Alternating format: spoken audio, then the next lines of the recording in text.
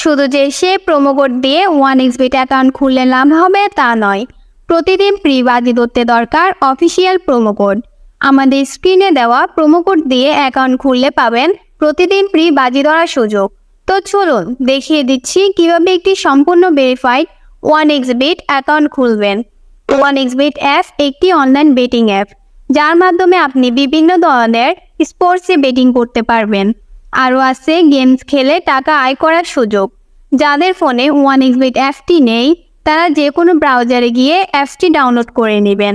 এখানে স্ক্রিনে দেখতে পাচ্ছেন লগ ইন এবং রেজিস্ট্রেশন নামে দুটি অপশন আছে। এখানে রেজিস্ট্রেশন অপশনে যাবেন। এরপর দেখতে পাচ্ছেন কিছু অপশন দেওয়া রয়েছে। আপনি ইন ওয়ান ক্লিক অপশনটিতে চাপ দিবেন। এখানে কান্ট্রিতে বাংলাদেশ এবং কারেন্সিতে বাংলাদেশি টাকা বিডিটি সিলেক্ট করবেন। শুধুমাত্র প্রোমো কোডের জায়গায় আমাদের অফিসিয়াল প্রোমো কোড B33D বসাতে হবে। আমি আবারও বলছি, আমাদের অফিসিয়াল প্রোমো কোডটি হলো B33B।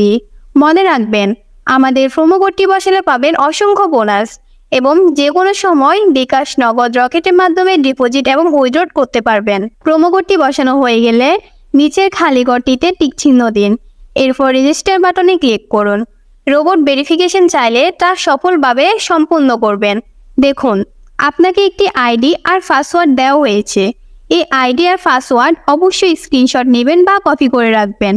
তারপর নেক্সট বাটনে চাপ দিন। দেখুন, অ্যাকাউন্ট খোলা হয়ে গেছে। এখন অ্যাকাউন্ট ভেরিফাই করার পদ্ধতি দেখাচ্ছি।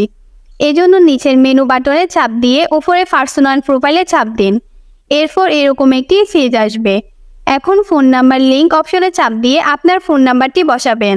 এরপর নেক্সট বাটনে ক্লিক করলে আপনার ফোন নাম্বারে একটি ওটিপি কোড যাবে এবং সেই কোডটি এখানে বসাতে হবে। এরপর নিচে কনফার্ম বাটনে ক্লিক করতে হবে। নাম্বারে ভেরিফাই হয়ে গেলে ব্যাগে চলে আসবেন। এখন ইন্টার ডিটেলস অপশনে চাপ দিবেন। এখানে সমস্ত তথ্য জাতীয় পরিচয়পত্রের সাথে মিল রেখে পূরণ করতে হবে। এখানে আপনার নামে প্রথম অংশ লিখবেন, তারপর শেষ অংশ লিখবেন। এরপর জন্মসাল, মাস এবং জন্ম তারিখ লিখবেন। প্লেস অফ বার্থ মানে জন্মস্থান লিখবেন। এরপর রিজিয়ন সিলেক্ট করে বাংলাদেশ সিলেক্ট করবেন। এরপর সিটিতে ঢাকা এবং রেসিডেন্সে আপনার জেলাটি লিখবেন। ডকুমেন্ট টাইপ সিলেক্ট করে ন্যাশনাল আইডি সিলেক্ট করবেন এবং সিরিজে গড়ে 1 লিখবেন। ডকুমেন্টের গড়ে আপনার আইডি নং লিখবেন। এরপর ডেট অফ ইস্যু এর গড়ে এনআইডি এর উল্টা পাশে দেওয়া ইস্যু ডেট বসিয়ে দিবেন। ইস্যু এর বাইয়ের গড়ে বাংলাদেশ গভর্নমেন্ট লিখবেন। সবকিছু ঠিক থাকলে পাশে থাকা আইকনে ক্লিক করবেন। এর মাধ্যমে অ্যাকাউন্টটি ভেরিফাই হয়ে যাবে। এখন দেখব কিভাবে অ্যাকাউন্টে টাকা ডিপোজিট করা যায়। ডিপোজিট করার জন্য ব্যাকে চলে আসুন।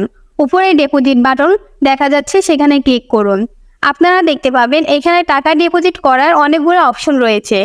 তো আমি আপনাদের দেখিয়ে দিচ্ছি কিভাবে এই পেমেন্ট মেথডের মাধ্যমে ডিপোজিট করবেন। আমি একটি অপশনের উপর ক্লিক করলাম। এখন এরকম একটি পেজ দেখতে পাবেন। এখানে আপনার ইচ্ছামতো টাকা ডিপোজিট করতে পারবেন। এখন কোন নাম্বারে টাকা পাঠাবেন সেটা ভাবছেন? উপরে দেওয়া আছে নগদ ওয়ালেট নাম্বার। এখান থেকে নাম্বারটি কপি করে নেবেন।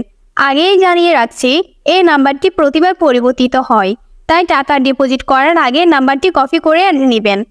নাম্বার কপি করা হলে নগদ অ্যাপে চলে যাবেন এবং ক্যাশ আউটের মাধ্যমে কপি করা নাম্বারে টাকা পাঠাবেন। টাকা পাঠানো হলে এরকম একটি পেজ চলে আসবে। এখান থেকে ট্রানজ্যাকশন আইডিটি কপি করে অ্যাপে ফিরে আসবেন এবং যে নাম্বার থেকে টাকা পাঠিয়েছেন তা লিখবেন। পরবর্তী অপশনের আগেই কপি করা ট্রানজ্যাকশন আইডিটি লিখবেন। এরপর কনফার্ম বাটনে ক্লিক করবেন এবং এর মাধ্যমে আপনার অ্যাকাউন্টে ডিপোজিট সম্পন্ন হবে। কিছুক্ষণ অপেক্ষা করলে আপনার অ্যাকাউন্টে টাকা জমা হবে। তো বন্ধুরা, আজকের ভিডিওটা এখানেই শেষ করছি। ধন্যবাদ সবাইকে।